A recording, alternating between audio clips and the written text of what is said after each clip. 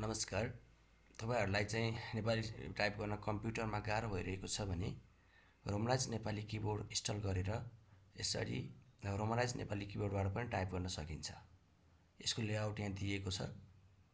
Sir हेर्नु होला र बिस्तारै बिस्तारै टाइप गर्नु होला, टाइप गर्न सिक्नु होला। बानी लागेपछि एकदम सजिलो हुन्छ। ट्रेडिसनल नेपाली किबोर्ड भन्दा पनि यो सजिलो हुन्छ बानी लाग्यो भने।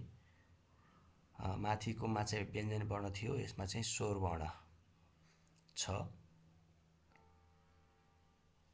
र यो सँगै क ख कि कसरी टाइप गर्ने भन्ने कुरा पनि छ। यति गरिसकेपछि तपाईको लागि चाहिँ यदि किबोर्ड छैन कम्प्युटरमा भने ल्याङ्ग्वेज टेक्नोलोजी केन्द्र भन्ने वेबसाइटमा जानु होला। त्यहाँबाट तपाईले यसको किबोर्ड डाउनलोड गर्न सक्नुहुन्छ र इन्स्टल गर्नु होला त्यसलाई।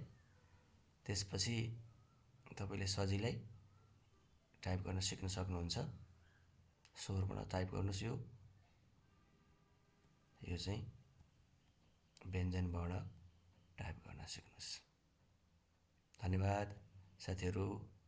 लाइक, शेयर र सब्स्क्राइब गर्न नबिर्सिनु होला। माया गर्नु होला यस्तो भिडियोको लागि।